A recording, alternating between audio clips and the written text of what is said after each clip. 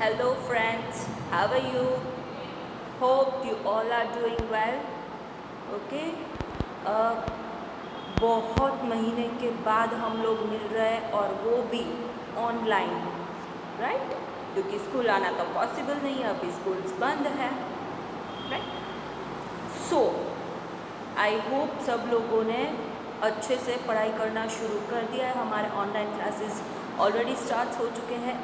आज आप लोगों के साथ मेरा फर्स्ट लेक्चर है, so and I am going to take your English as well as English grammar. Okay, so ज़्यादा देर ना करते हुए let's start from the chapter number 1. English chapter number 1, secrets by Anita Desai.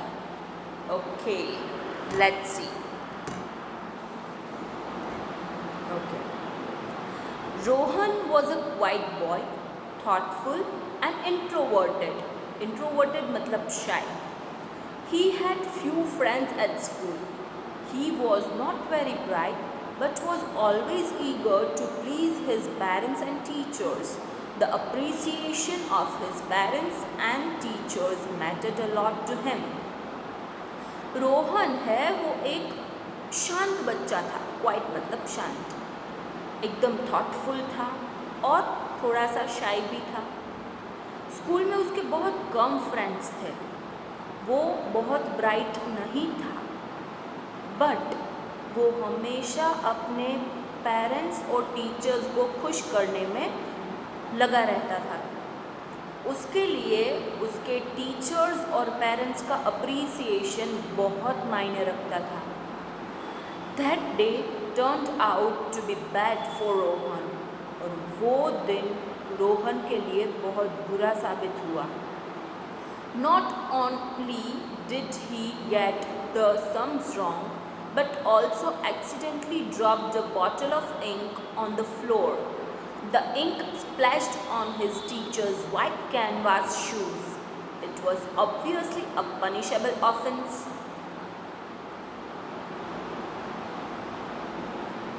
हुआ यूँ कि उसने जो सम्स किए थे वो गलत ही नहीं, वो गलत थे, लेकिन उसके अलावा भी एक्सीडेंटली उसके हाथों में से इंक की बॉटल फ्लोर पे गिर गई और वो इंक उसके टीचर के जो कैनवास के शूज़ थे उस पे गिरी. और ऑब्वियसली उसके लिए तो वो पनिशेबल ही होगा, क्योंकि टीचर के शूज़ पे वो गिरी थी और वो भी वाइट शूज़ थे. Here, take this letter to your father. Show it to him and get his signature on it tomorrow.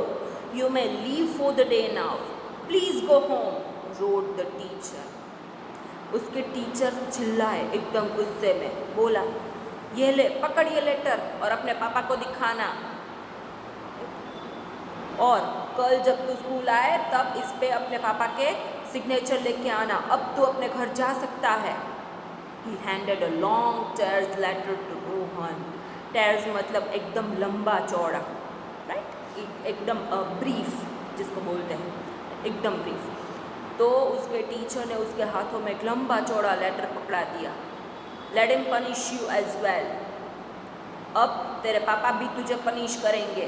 Rohan slowly gathered his books and took heavy steps out of the schoolyard up the narrow city lane.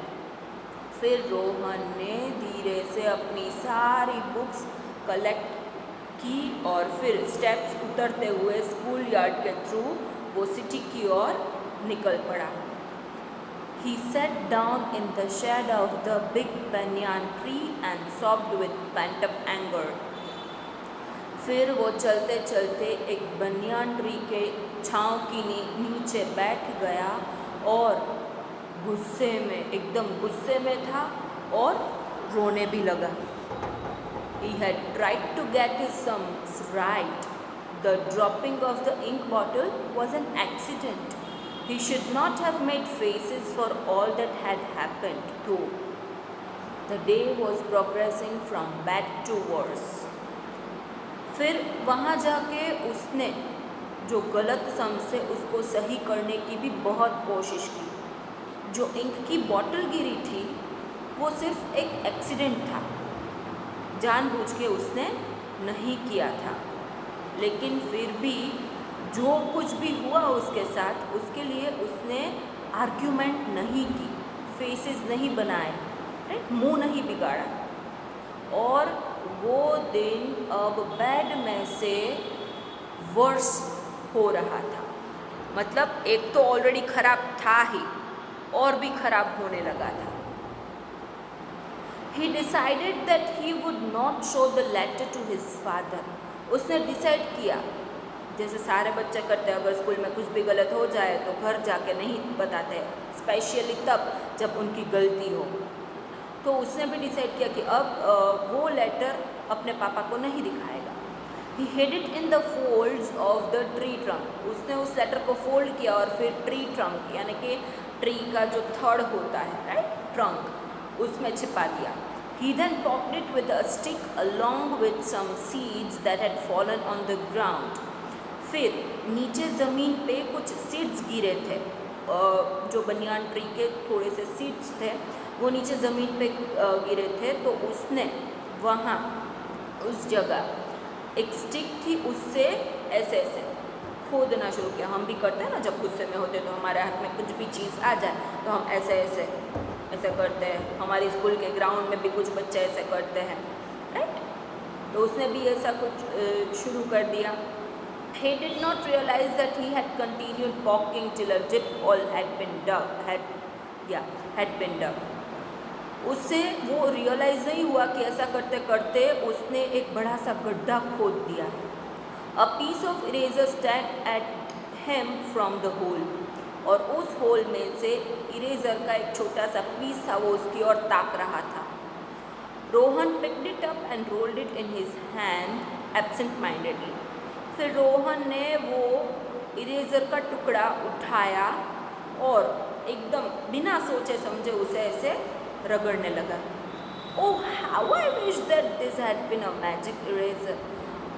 अरे मुझे तो लगता है कि ये एक magic eraser है। I would surely rub out the whole school. He angrily stretched out his hand in front of his school with the eraser. अब मैं पूरी स्कूल इस इरेजर से रब कर दूंगा। और फिर गुस्से में उसने अपना हाथ ऐसे इरेजर लेके स्कूल की ओर किया और फिर ऐसे ऐसे रब किया। लो द स्कूल वैनिश्ड। उसने बोला लो स्कूल तो वैनिश हो गई, मतलब पूरी चली गई। The white school building, the dusty playground, the high grey wall and the school boys all vanished in a moment. All that was left was bare brown earth at the place. वो white school buildings, dusty playground, grey wall, school boys, सब मैंने एक minute में रब कर दिया, vanish कर दिया। अब जो कुछ भी बचा है वो सिर्फ ये अर्थ है।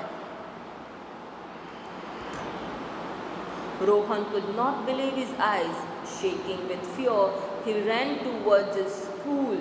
There was nothing there. He could not imagine what had happened. He gathered his books and the magic eraser and ran as fast as he could to his mother, his home. Rohan की आंखें ये believe नहीं कर पा रही थी। वो एकदम डर के मारे कांपने लगा और जल्दी से अपनी स्कूल की ओर गया। और जब वो वहाँ पहुँचा तब वहाँ कुछ भी नहीं था। अब वो नहीं सोच पा रहा था कि ये क्या हो गया। उसने अपनी सारी बुक्स और वो मैजिक इरेज़र इकट्ठे किए और जितनी जल्दी हो सके उतनी जल्दी अपने घर, अपने मम्मी के पास वो दौड़ के गया। There she was kneading dough and cooking food. और उसकी मम्मी नीडिंग मतलब ऐसे गूंदना, डो मतलब आटा, आटा उसकी मम्मी आटा गूंद रही थी और खाना पका रही थी। You are early, she remarked. फिर उसने ये नोटिस किया और उससे कहा कि आज तू जल्दी आ गया है स्कूल से। समवॉट सरप्राइज, और इससे इसकी मम्मी कुछ ऐसे सरप्राइज हो चुकी कि आज ये इतना जल्दी कैसे। I haven't prepared any food yet, अभी तक मैंने खाना नहीं पकाया है। However, you can go and get me some wood to light the fire by breaking the old books.